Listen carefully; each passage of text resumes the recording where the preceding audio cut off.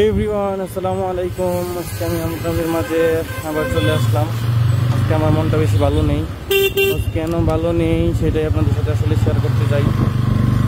আসলে মন তো এমনিতেই ভালো নেই, কারণ হচ্ছে ভার্সিটির একটা প্যারা চলতেছে। আবার হচ্ছে আমার গাড়ির যে নাম্বারটা পাওয়ার কথা ছিল সেটা হচ্ছে নর্মালি কোনো না কোনো হচ্ছে ডিস্ট্রিবিউটার বা দোকান থেকে, যেখান থেকে গাড়ি নেন না কেন, যেমন বাংলাদেশি লিডিং কিছু আছে, বিএসবি, সাওয়ারি, নতুন হয়েছে আলাদিন মোটরস, স্মার্ট, মানে যেগুলো মোটামুটি মানুষের মুখে মুখে চলে। তো আসলে যেই সমস্যাটা সেটা হচ্ছে আপনার নতুন বাইকের ক্ষেত্রে রেজিস্ট্রেশনের পিরিয়ডটা আসলে সব দোকানেই মিনিমাম 12 থেকে 14 কার্যদিবস পর্যন্ত তারা নিয়ে থাকেন। ঠিক আমার বেলায়ও তেমনই 12 থেকে 14 কার্যদিবস পর্যন্ত ওনারা দেওয়ার কথা বলছিল, কিন্তু আসলে ওনারা ওনাদের কথা রাখেন নাই। আর আমি এর মধ্যে বেশ কয়েকবার খোঁজ নিয়েছি, কারণ আমি যখন বাইকের কাগজপত্র বা ওগুলো জমা দিই, মানে বাইকের জন্য আমার ড্রাইভিং লাইসেন্স, এনআইডি, তখন ওনারা আমাকে বলেছিলেন যে আমার ডিএসপি অ্যাকাউন্টটা দেওয়ার জন্য, ডিআরটিএ সার্ভিস পোর্টাল, যেটা এই অ্যাকাউন্টটা দেওয়ার জন্য। তো আসলে ওই অ্যাকাউন্টটা দেওয়ার পাসওয়ার্ড এবং সব দেওয়া ছিল। তো ওনারা যদি গাড়ি নিবন্ধন করে, রেজিস্ট্রেশন করে, দেন আমি আমার এখান থেকে আবার দেখতে পাওয়ার কথা।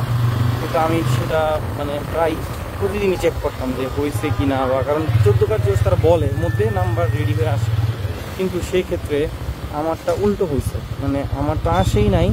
আর আমি এটা বলাতে ওনারা বলতেছে যে ভাইয়া সময় দেন, 14 দিন হয় নাই। অনেক সময় বিএসপি অ্যাকাউন্ট দেওয়া করে না গ্রাহকের, ওনারা যেহেতু ডিআরটিতে কাজ করে, ওনারা কীভাবে অন্য সিস্টেমে করতে পারে। তো আপনি টেনশন মুক্ত থাকেন, 14 দিন যাইতে দেন। 14 কার্যদিবস, 14 দিন না। তো ওখানে আমার 17 দিন চলে গেছিলো 14 কার্যদিবস হইতে, কারণ আমার মাঝে 2টা উইকেন্ড ছিল আর হচ্ছে একটা অফ ডে ছিল। সব কিছু মিলে আমার প্রায় 17 দিন হয়ে গেছিলো 14 কার্যদিবস। এর মাঝে আমি কয়েকবার খোঁজ নিয়েছি, তারা ওরকম রেসপন্স করে নাই। আইসা খোঁজ নেওয়ার পরে বললো সময় দেন।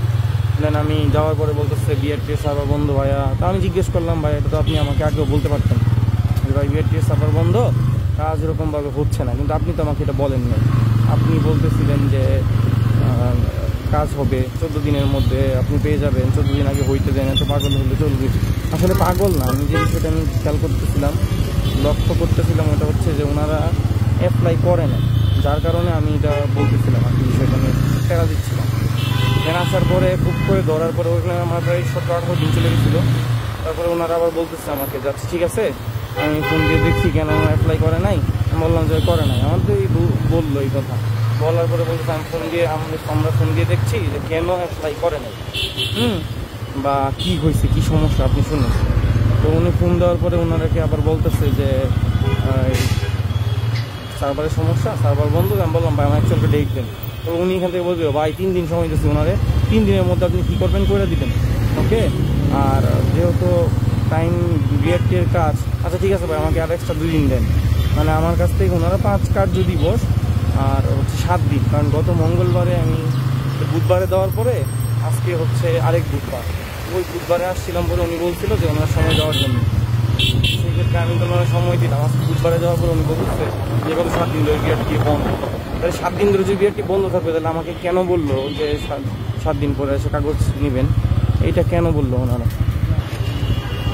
আসলে এই জিনিসটা আমি নিয়ে ওনার সাথে একটু আর্গুমেন্ট করলাম, কথা কাটাকাটি হলো ওনার সাথে অনেক, আপনি কেন এরকমভাবে দিবেন না। আর উনি দেখলাম যে একটু রেগে গেল, আলাদিন মোটরসে যে কোনো দ্বারা বিআরটির কাজ সামলান। তো আমি ওনার সাথে কথায় বললাম যে ভাই রাগারাগির কিছু না এখানে। বললো ভাই এগুলো তো প্যারা। আমি বললি প্যারা আপনারা তো বললেন, আপনারা যদি প্রথমেই বলতেন ভাই দিন হতে পারবো না, তাহলে এক কথা ছিল। আর আপনি নিজেই গত তারিখে বলছেন যে আমার সাথে যেই বাইকগুলো ছিল ওগুলোর কাগজ অলরেডি রেজিস্ট্রেশন হয়ে গেছে, ওনারা নিয়ে গেছে, তাহলে আমারটা কেন হবে না? আমি বলতেছে যে ভাই শোরুম ফাইল একটা ব্যাপার স্যাপার আছে, শোরুম ফাইল কোনো করে যদি কোনো ধরনের প্রবলেম মনে হয় বা না ম্যাচ করে, দেন তো একটু সমস্যা, একটু টাইম নেবে, এটা নিয়ে একটু হবে। আমাকে আমারটা কেন প্রবলেম হবে? আর আপনার ওই সময় আপনার ফোন দিলাম, আপনি যখন জিনিসটা আমার ক্লিয়ার করে বলতেন, আপনি বলতেন 14 দিন যাক এই সেই, তখন যদি খোঁজ নিতেন তাহলে আজকে আমার এই হাল হয় না। তাহলে আপনারা কেন নিলেন না?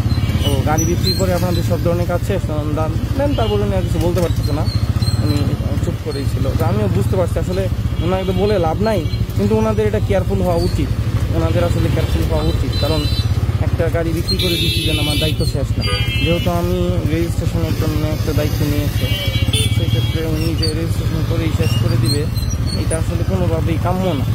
আমার কাগজপত্র যতক্ষণ পর্যন্ত হ্যান্ড ওভার না করতেছেন ততক্ষণ পর্যন্ত ওনার এই বিষয়টা করা উচিত।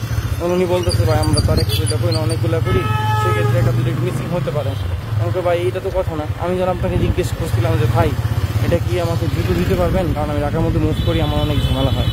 দেন উনি আমাকে বললো যে হ্যাঁ দিতে পারবো না কেন ভাই, আমি জবান কথা এমন কোনো একটা কিছু বলছিল যে ভাই জবান দিয়ে জবান রাখতে যাই, তো আমি চাই না যে আমার কথার কোনো বরখেলাপ হোক, যার কারণে আমি আপনার কাছ থেকে নর্মালি 6-7 দিন আইসা পরে, বাট আমি আপনার কাছ থেকে 14 দিন চাই। 14 দিন যাওয়ার পরে আজকে আবার 7 কার্য দিবস চলে গেছে, তাহলে কি এমন হইলো? এখন উনি বলতেছে যে 8 তারিখ 7 তারিখ মানে গতকাল বৃহস্পতিবার শুক্রবার পরীক্ষামূলক চালাবে, যদি মনে করে গ্রাহক এটা ঠিকঠাক আছে তাহলে বিআরটি আবার 9 তারিখ থেকে খুলবি, 9-10 তারিখ থেকে খুলবি।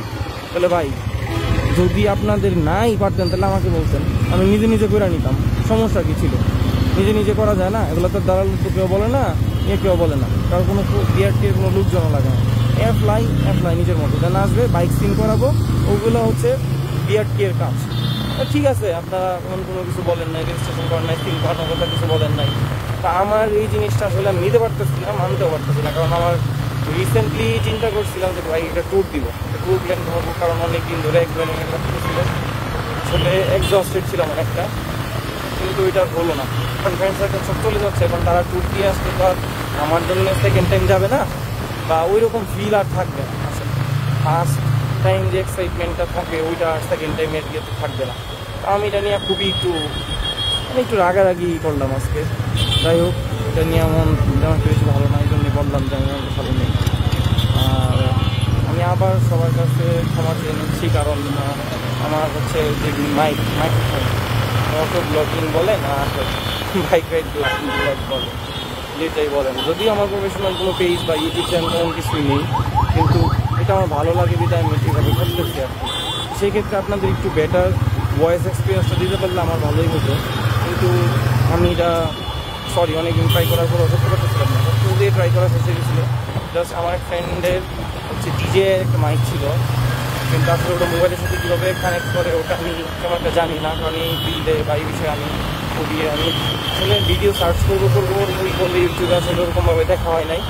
তবে হ্যাঁ, আমার একটা নিক ব্যান্ড ছিল OnePlus, ওই নিক ব্যান্ড দিয়ে আসলে আমি ট্রাই করছিলাম, ওরকমভাবে হয় না, নয়েজটা থেকেই যায়, বয়েসটা আসলে ওরকম ওঠেন, কেন ওঠেন আমি জানি না, তবে আমি ট্রাই করবো, হাল ছাড়বো না।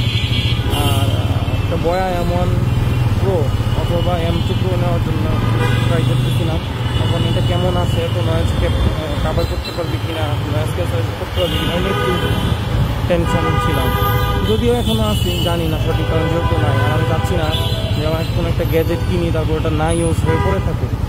যেহেতু আমি চাই এটা ইউজ হোক, সেক্ষেত্রে আমি চাচ্ছিলাম একটু ভালো ইউজার রিভিউ দেখে শোনার জন্য, কিন্তু আসলে দুঃখের বিষয় ফুল ইউটিউব জুড়ে কেউ ওইরকমভাবে স্পেসিফিকভাবে কোনো মাইক্রোফোন নিয়ে কথা বলে না, বা এটা নিয়ে কেমন ওরকম নাই, ক্লিয়ারলি নাই, যেগুলো আছে হয়তো অন্য কোনো ব্র্যান্ডের বা অন্য কোনো ধরনের ইয়েতে।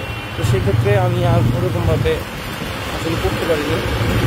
যাই হোক, আজকে বিষয়টা শেয়ার করলাম সবার সাথে। আর আমার মনটা খুব খারাপ ছিল, কারণ আমি এটার জন্য গাড়িটা পার্কিং করতে পারতেছি না, কারণ আমার ট্যাক্স টোকেন আর লাইসেন্স, ট্যাক্স টোকেন রেজিস্ট্রেশন পেপারগুলো ছাড়া গ্যারেজে পার্কিং করতে দিচ্ছে না। মানে ওগুলো ছাড়া বলতে নাম্বারটা না হওয়া পর্যন্ত আমি ওরকমভাবে অ্যাক্সেস পাচ্ছি না। তো এটা নিয়ে একটু প্যারা খাইতে হইতেছে। এই জিনিসটা আসলেই যে কোথাও কোনো শপিং মলে কোথাও গেলে আমি যে ওখানে যে পার্কিং করবো, আসলে ওইখানে আমার মানে হেনস্থা হতে হচ্ছে, জিজ্ঞেস করছে কোথায়, কীভাবে আমরা কীভাবে রাখবো, এরকম রিলেটেড কথা বলতেছি। আসলে এই জিনিসটা আমিও কী বলবো বুঝতে পারতেছি না, এখন সম্পূর্ণ টোটালি প্যারা হয়ে গেল।